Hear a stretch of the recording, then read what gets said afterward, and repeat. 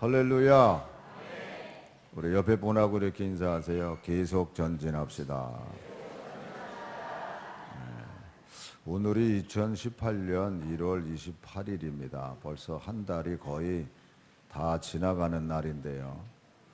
새해에 여러분들이 들었으면서 그저 한 해 동안 복 주세요, 이거는 의미가 없어요, 여러분.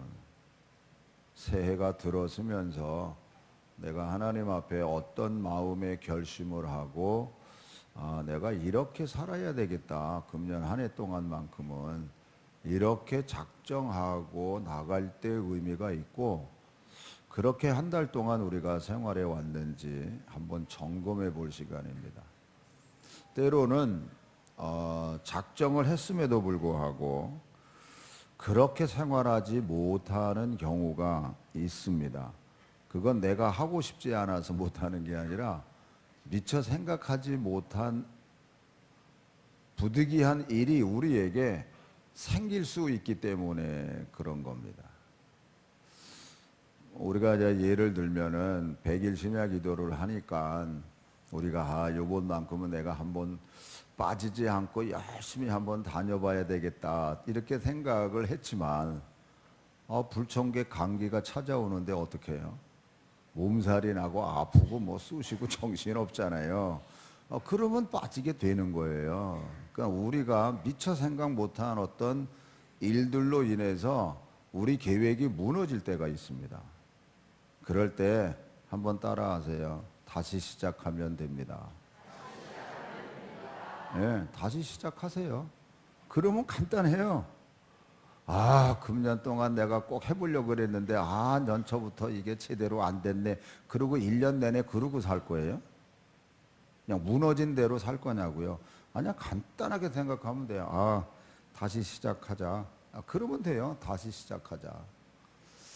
지난 한 주간 속에서 좋은 일도 있고 기쁜 일도 있고 뭐 또 바깥의 소식도, 그런 여러 가지 일들 속에서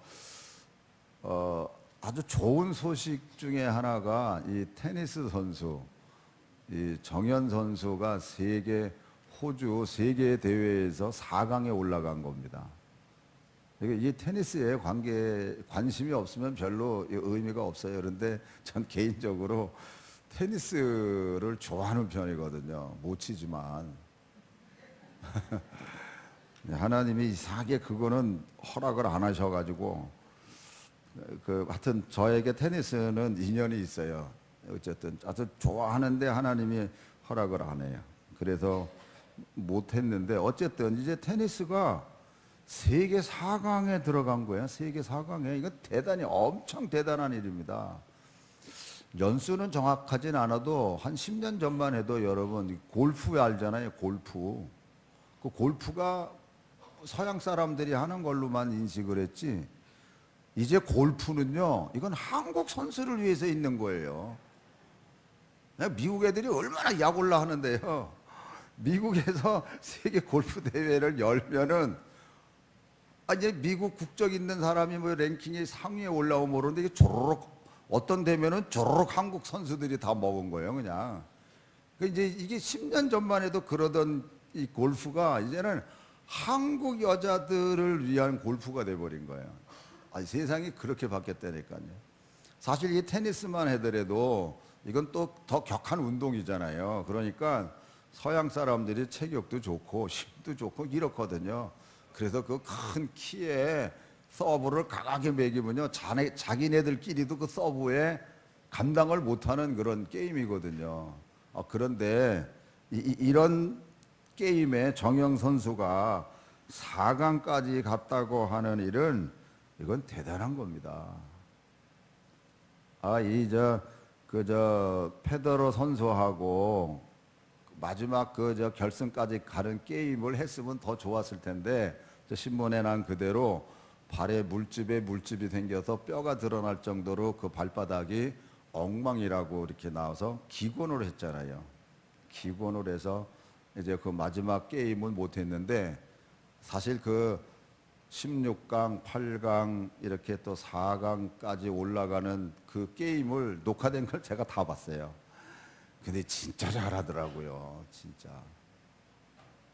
사실 그거는요, 어떤 의미에서 기적을 이뤘다 해도 과언이 아닙니다.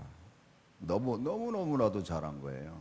그런데 거기까지 가는 정영 선수의 실력이 1, 2년 잘해서 된 걸까요? 아니에요. 여기서 우리가 하나 짚고 넘어갈 게 뭐냐 하면 1, 2년 신앙생활 전에보다 내가 정신 차려서 잘한다고 해서 영적 싸움에서 앞으로 이길 수 있다고 생각하면 오산입니다. 물론 1, 2년 신앙생활 잘하는 것도 대단한 거죠. 대단한 거는 사실이에요. 그러나 거기에 안주하지 않기를 부탁드립니다. 정현 선수가 국민학교 4학년 때, 즉 2006년에 11월에 한국에서 이 페레덜 선수하고 또 다른 유명한 선수가 같이 와서 게임을 할 때 처음 봤다 그래. 자기 롤 모델이 이 페레더 선수였대. 그런데 그런 선수를 눈앞에서 직접 본 거예요. 국민학교 4학년 때. 물론 그때만 해도 이 테니스 선수로 잘하고 있을 때죠. 그러던 그가 12년 후에 페레더 선수하고 같이 게임에 더더군다나 준결승 거기에서 게임을 했다는 것은 대단한 영광이고 대단한 하나님의 역사 속에서 진짜 일어난 사건이에요. 그러니까 그만큼 정현 선수가 노력하고 애쓰고 수고하고 그 모델을 바라보면서 열심히 나도 저 페더러처럼 세계의 랭킹에 내가 올라가야 되겠다고 노력한 그 결과가 그런 기적을 만들어냈어요, 진짜. 한번 따라하세요. 기적을 이룹시다. 네, 옆에 분하고 기적을 이룹시다. 인사하세요. 네, 신앙의 기적을 이루시기 바랍니다. 히브리서 11장에 나오는 모든 믿음의 사람들은 신앙의 기적을 이룬 사람들이에요. 우리와 성정이 똑같은 사람들이에요. 별난 사람들이 아니에요.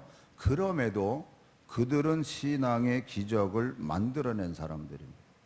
이제 그런 그들이 우리를 여기 있는 우리 같이 구름같이 둘러싼 허다한 증인들이 있으니 다시 말하면 우리를 응원해 주는 거예요. 우리가 앞으로 나아가야 될 그 경주 속에서 우리가 이긴 것처럼 끝까지 달려간 것처럼 너희들도 끝까지 달려가라고 응원하고 있는 말씀이 12장 1절에서부터 시작되는 겁니다.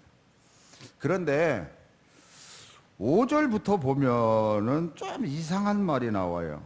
갑자기 이겨라 승리해라 이러고 나오다가 갑자기 징계라는 단어가 등장을 합니다. 하나님 아버지께서 아들을 사랑하시는 것 같이 너희들을 징계한다면서 쭉 징계의 얘기가 나오는데 저는 이 징계라는 단어 대신에 장애물이라는 단어를 쓰고 싶습니다. 그게 좀 덜 거부 반응이 일어나니까 우리 앞에 힘든 장애물이 있구나. 그래서 이거를 잘 통과하라고 하는 말씀이구나. 그래서 11절 보세요. 11절. 거기 보면 징계라는 단어가 있는데 이 징계 대신에 장애물이라는 단어로 바꿔서 읽으시기 바랍니다. 다 같이 시작. 무릇 장애물이 당시에는 즐거워 보이지 않고 슬퍼 보이나 후에 그로 말미암아 연단받은 자들은 의와 평강의 열매를 맺느니라. 아멘. 진짜 우리에게 엄청난 장애물들이 있다고 얘기를 해요. 그러면서 많은 증인들이 우리도 우리 앞에 장애물이 있었는데 이거를 우리가 다 이기고 넘어간 것처럼 너희들도 이기면서 넘어가라는 거예요. 그러면서 권면하고 있는 말씀입니다. 어떻게 하면서 이겨라? 그게 12절 13절이에요. 다 같이 읽습니다. 그러므로 피곤한 손과 연약한 무릎을 일으켜 세우고 너희 발을 위하여 곧은 길을 만들어 저는 다리로 하여금 어그러지지 않고 고침을 받게 하라. 할렐루야. 피곤한 손과 연약한 무릎을 일으켜 세우라는 거예요. 사실 장애물 앞에, 엄청난 장애물 앞에 우리가 서면은 어휴, 저걸 어떻게 하라고, 이걸 어떻게 감당하라고, 이 상황에서 어떻게 나보고 어떻게 감당하라고 하는 어떤 맥풀림과 연약함이 우리에게 반드시 생기게 되거든요. 이랬을 때 하나님의 권면이 뭐냐? 연약한 손과 피곤한 손과 연약한 무릎을 일으켜 세우라고 가르쳐 주고 있습니다. 사랑하는 성도 여러분, 우리 개인적으로도 우리 앞에 장애물이 앞으로 어떤 게 있을런지 잘 모릅니다. 그리고 2018년도를 앞으로 우리가 보내면서 사실 어떤 일들을 우리가 맞이하고 어떤 장애물이 우리 앞에 있을런지 몰라요. 좋은 일만 있으면 상관없는데 좋은 일만 있다 하고 성경은 가르쳐 주지 않습니다. 그 중에 우리가 몇 가지를 보면, 첫째로는 뜻하지 않는 회방자들이 일어난다는 겁니다. 뜻하지 않는 회방자들. 우리가 믿음 생활을 정말 잘해 보려고 마음 먹고 전진하려고 했을 때 뜻하지 않는 회방꾼들이 생겨. 뜻하지 않는 이렇게 거스르게 하는 일들이 일어나고 때로는 떠나기도 하고 그래요.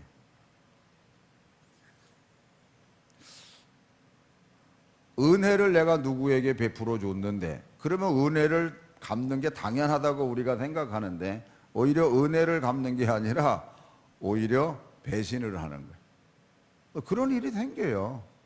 또 가족들 간에서도 어려움을 주는 그런 경우도 혹가나 있어요. 이럴 때 이상하게 생각하지 말고 분노로 내 마음을 채우지 말고, 아니요, 그럴 수 있어, 아니 세상에 그럴 수 있어, 이러고 탓하거나 원망하지 말고, 아, 일어날 일이 생기는구나, 이렇게 생각하고 성경 그대로 피곤한 손과 연약한 무릎을 일으키시기 바랍니다. 아, 나보고 더 기도하라 그러시는구나. 앉아가지고 씩씩거리고 분노하고 탓하고 원망하고 절대 그러지 마세요. 아, 일어날 일이 생겼구나. 그리고 거꾸로 내가 믿음 생활을 그래도 제대로 하는가 보다, 이렇게 생각하고 더 기도하세요. 아멘? 네, 더 피곤한 손과 연약한 무릎을 일으키라 그러잖아요. 그러면서 너희 발을 위하여 곧은 길을 만들어 저는 다리로 하여금 어그러지지 않고 고침을 받게 하라. 옆에 분하고 다시 이렇게 인사하세요. 계속 전진합시다. 네, 계속 전진하는 거예요. 히브리서 11장에 나오는 모든 사람들은 계속 전진했습니다. 그러면서 우리를 보면서 전진하라고 하시는 말씀이에요.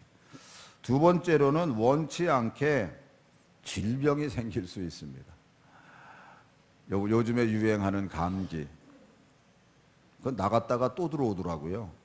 뭐가 반갑다고 그러는지 안 떨어지더라고요. 조싸우니 이러고 붙어 있는데, 그거 참, 그거 나가라고, 아니 나 안 싫다고 이러는데도 아유 조싸우니 하고 붙어 있더라고요. 그런 감기가 들리거나 이랬을 때 원치 않거든요. 원치 않는 질병, 더더군다나 좀 더 심한 병이 우리에게 들어올 수도 있습니다. 그럴 때 여러분, 아니 하나님 어떻게 내게 이런 병을 줄 수 있습니까? 하나님 앞에 원망하지 마시고, 아, 내가 몸 관리를 좀 부족하게 했는가 보다, 그냥 그렇게 가볍게 생각하세요. 왜냐하면 사도 바울 같은 위대한 사도도 사도 바울이 쓰던 손수건이나 무슨 앞치마 같은 것도 가져다가 환자한테 덮으면 낫어요. 근데 정작 사도 바울은 아주 그냥 골골이요 골골이 아파가지고 오죽하면 하나님 앞에 기도하잖아요. 하나님, 이거 제발 이 병 좀 낫게 해달라고. 근데 하나님께서 주신 음성이 뭐예요? 내가 내게 베푼 은혜가 크다. 너 아파서 고통스럽지만 내가 내게 베푼 은혜가 더 크다. 이러면서 그 음성 속에서 사도 바울이 깨달은 게, 아, 내가 약할수록 내 안에 주님의 능력이 크게 나타나는구나. 이걸 깨닫고 나서는 두 번 다시 그 일에 대해서 기도하지 않습니다. 사실 믿음의 사도들도 다 육신적으로 연약함 속에서 생활했었던 그분들입니다. 그러나 주님이 그들 모두에게 베풀어 주신 은혜로 말미암아서 모든 것을 이길 수 있었고 끝까지 복음의 주자로서 달려갈 수 있었던 겁니다. 여러분, 우리가 육신적으로 연약하거나 아플 수 있습니다. 아, 나는 하나님의 일을 하는데 왜 이렇게 아파? 아니요. 좀 이상한 얘기지만 70세 이상 되신 어르신들은요, 다 아파요. 몸이기 때문에 그동안에 얼마나 열심히 일하셨어요. 그러니까 제일 먼저 무릎이 달고 허리도, 우리는 머리에다가 이고 지고 이랬기 때문에 여자분들은 다 허리가 다 이게 다 달아가지고 다 붙었어요. 그래서 아파요. 어쩔 수 없어요. 하나님의 역사로 그냥 그게 막 쭉 늘어나고 막 이렇게 안 아프고, 뭐 혹 어떤 역사가 일어나면 그럴 수 있지만, 근데 하나님이 그렇게 안 하시는 게 더 많더라고요. 그랬을 때 우리가 조심할 게 있어요.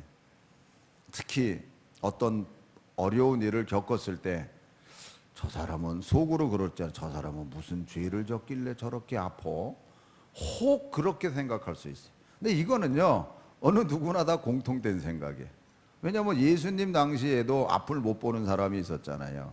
그때 제자들이 하는 말이 뭐예요? 저 사람은 누구 죄 때문에 저렇게 됐습니까? 부모 죄 때문에 그렇습니까? 아니면 자기 죄 때문에 저렇게 된 겁니까? 이게 일상적인 상식적인 어떤 생각이고 마음이에요. 근데 주님이 뭐라 그래요? 그런 거 생각하지 말라 그러잖아요. 하나님의 영광을 위한 일이라고 가르쳐 주고 있습니다. 누구 죄 때문에 그런 게 아니야.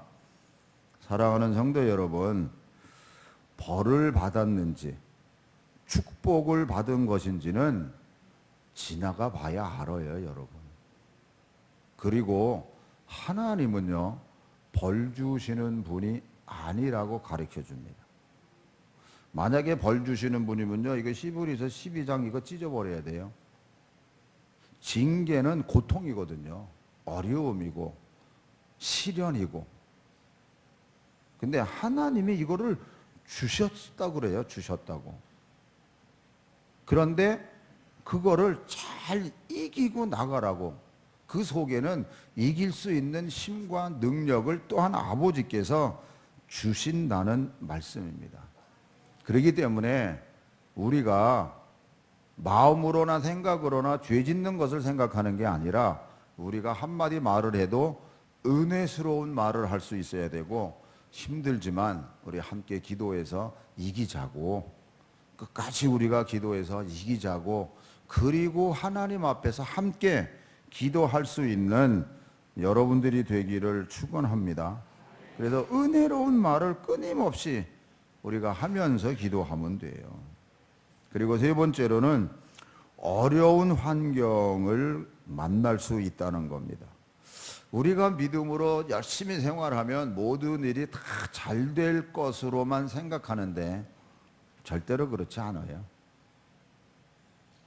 여러분, 믿음의 사람들의 삶의 현장을 들여다보니까 이런 말씀이 있어요. 히브리서 11장 36절 같은 경우부터 보면, 어떤 이들은 조롱과 채찍질 뿐 아니라 결박과 옥에 갇히는 시련도 받았으며, 돌로 치는 것과 톱으로 켜는 것과 시험과 칼로 죽임을 당하고, 양과 염소의 가죽을 입고 유리하며 궁핍과 환난과 학대를 받았으니, 이런 사람은 세상이 감당하지 못하느니라. 그들이 광야와 산과 동굴과 토굴에 유리하였느니라. 이렇게 되어 있어요. 환경이 예수님 믿으면서 좋아진 사람이 여기에 보면은 하나도 없어요. 그러면은 또 여러분들은 그럴 거 아니야. 아유, 그러면 괜히 예수 믿었네. 이게 이렇게 그냥 어려운 것만 있으면은 이거 어떻게 되나. 그러나 하나님께서요, 말씀을 그래서 우리가 잘 읽어봐야 돼요. 히브리서 아까 12장 11절에 이런 말씀을 읽었잖아요. 무릇 징계 대신에 우리가 아까 장애물이라 그랬는데, 장애물이 당시에는 즐거워 보이지 않고 슬퍼 보이나 이렇게 돼 있어요. 즐겁지 않아요. 장애물이, 시련이 혹은 징계가, 고난이, 이게 다 기뻐할 일이 아니거든요. 그런데 여기 보니까 후에 그로 말미암아 연단 받은 자들은 의와 평강의 열매를 맺느니라 이렇게 돼 있어요. 연단 받은 자들은 이렇게 돼 있어요. 연단 받은 자, 징계가 있고 시련이 있고 어려움이 있고 고통이 있는 그 일 속에서 그 일을 어떻게 하든지 이겨내고 이게 감사하면서 인내하고 이러면 넘어가기를 애쓰고 수고하는 그 자체가 연단이거든요. 연단.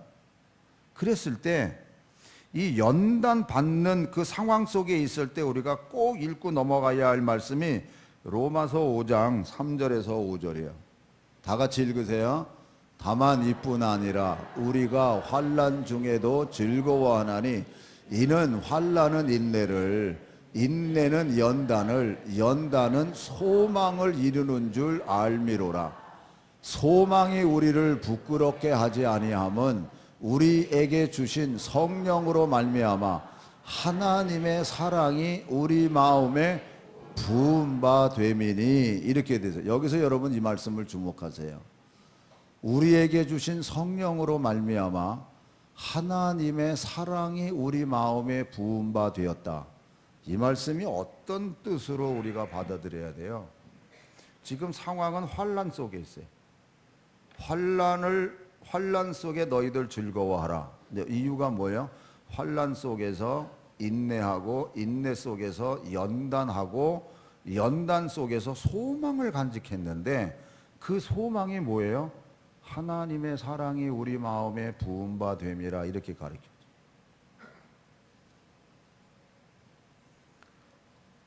저는 이 말씀을 이렇게 해석을 해요. 하나님의 사랑이 우리 마음에 부은 바 됐다는 이 말씀은 믿음의 아들아, 믿음의 딸아, 내가 너를 사랑한다는 음성으로 확실하게 들려지는 거예요. 사랑하는 아들아, 사랑하는 딸아, 내가 너와 함께 있다고 확실하게 우리에게 들려지는 메시지요. 이게 있으면 여러분, 어떤 환난이나 고통, 여기서 너의 환난을 내가 없애주마 이런 말 안 하셨어요. 여러분, 하나님의 사랑이 내 마음에 부은 바 됨이라 이렇게 돼 있어요. 그러니까 여기에는요, 반드시 하나님, 내가 너를 사랑하고 내가 너와 함께한다. 할렐루야. 이 음성이 들려지기를 축원합니다.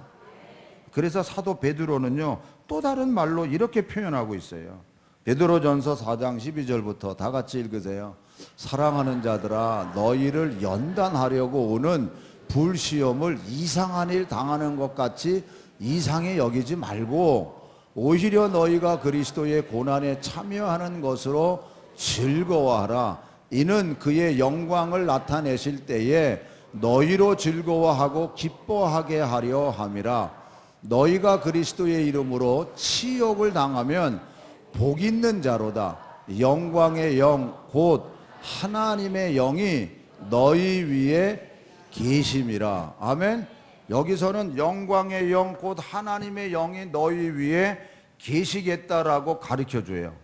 이건 사도 베드로의 표현입니다. 사도 바울은 그 고난 가운데에서 그리스도의 사랑이 그에게 부은 바 되었다고 표현이 되는 거예요. 그렇기 때문에 고난과 어려움 속에 사도 바울이 있었어도 넉넉하게 그 모든 고난 속에서도 끝까지 복음 붙잡고 감당할 수 있었거든요. 사도 베드로 역시 마찬가지예요.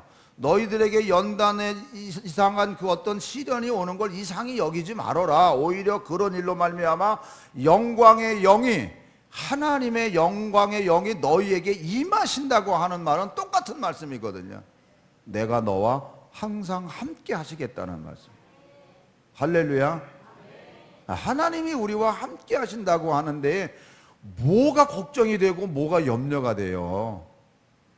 어떤 깨우침, 가르침의 어떤 생각으로 아는 게 아니에요. 이거는 내 몸이, 내 세포 하나하나가 두렵고 떨리는 가운데서의 감격적인 그 안에 들어가는 거라니까요. 이걸 놓치지 말면 안 돼요. 이걸 우리가 붙잡고 이걸 사모하고 이 은혜 가운데 우리가 가야지. 여러분들이 생각하는 어떤 이성의 논리로다가 합리적으로 생각해서 됐어, 이거면 됐어 이러고 가는 게 아니에요. 여러분, 그 도덕이, 그런 이론이 신비로 바뀌어져야 되는 거예요. 이 신비라고 하는 거는 바로 하나님의 음성 속에 내가 들어가 있는 거라니까. 할렐루야.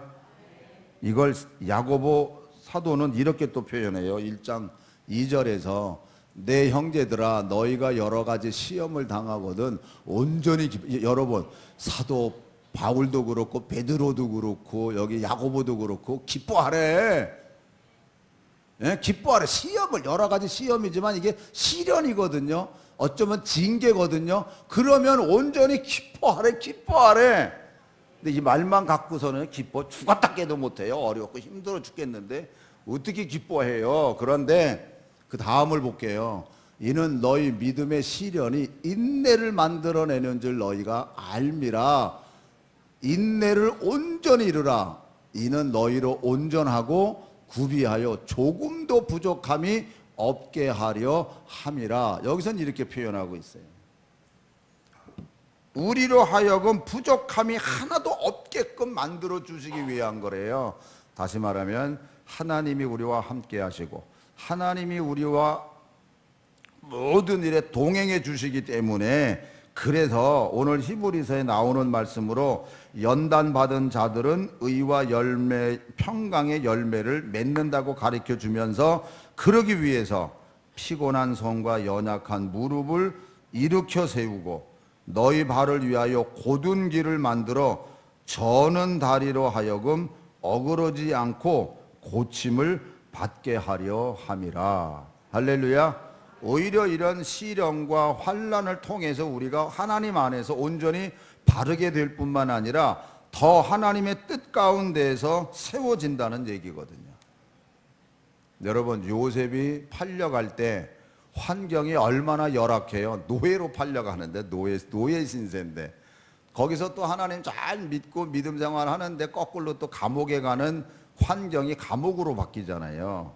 그러나 그가 초심을 잃어버리지 않고 하나님만을 끝까지 믿고 나갈 때 하나님의 뜻하신 바대로 그 일을 이뤄내는 하나님의 사람이 되더라는 거예요.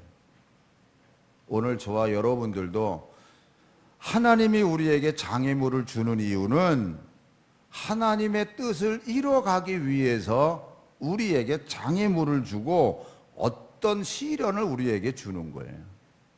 그래서 연단받은 자로서 의와 평강의 열매를 맺게 하기 위함이라. 한번 따라하세요. 기도로 승리합시다. 다시 기도로 계속 전진합시다. 예. 그렇게 하기 위해서 하나님께서 우리를 이렇게 부르시는 거거든요. 오직 주님만 바라보게 하기 위해서. 할렐루야. 그리고 마지막 네 번째로는요, 믿음의 길로 갈수록 많은 유혹을 받게 돼요. 한번 이거 이겼으면 유혹이 없을 줄 아는데 또 더 큰 유혹이 우리에게 다가와요. 그래서 성경은요, 어떤 의미에서 보면 유혹을 이긴 자의 승리의 기록이 뿐만 아니라 한편은 유혹에 넘어진 자들의 실패의 기록이기도 해요. 그래서 성경은 두 개로 이렇게 딱 나눌 수 있어요. 히브리서 11장에 나오는 사람들은 그 온갖 유혹을 이겨낸 사람들이고, 그렇지 않고 세상의 올무에 걸려서 세상으로 빠진 사람들도 있어요. 그래서 오죽하면 사도 바울의 제자 가운데 데마 같은 사람은 뭐라고 그렇게 돼 있어요? 그가 세상을 사랑해서 내 곁을 떠난느니라 이렇게 돼. 아니 바울 옆에 있었음에도 불구하고 그랬음에도 불구하고 사랑하는 성도 여러분, 우리들도 유혹의 분기점에 서 있을 때가 얼마나 많은지 모릅니다. 돈의 유혹, 또 여자 유혹, 그리고 명예 유혹.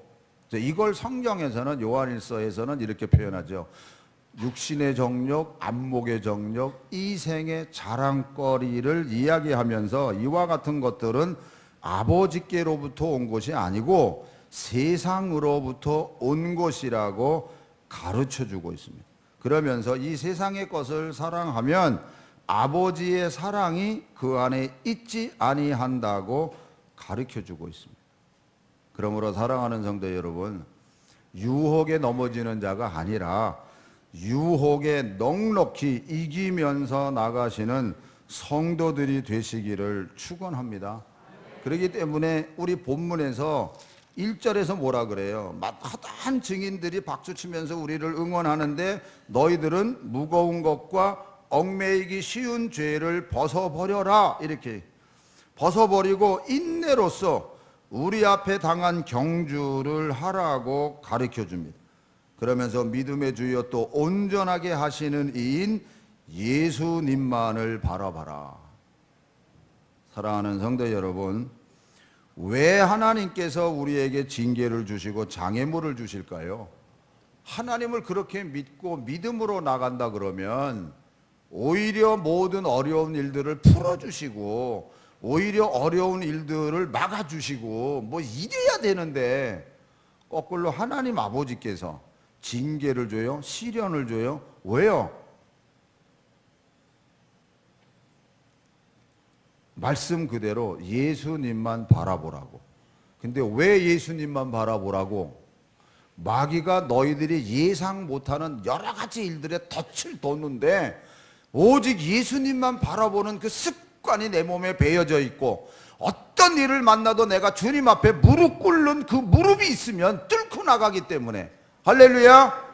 그렇지 않고 어렵다고 항상 뒤돌아보거나 옆을 쳐다보거나 머물러 있거나 이러면 안 되거든요. 그러니까 사도 바울이 뭐라 그래? 뒤돌아보지 말아라. 논쟁하지 말아라. 오직 주님만 바라보면 나가라는 거예요. 왜? 마귀가 우리에게 예상받지 못한 일들을 우리에게 막으니까 사방이 막혔어요.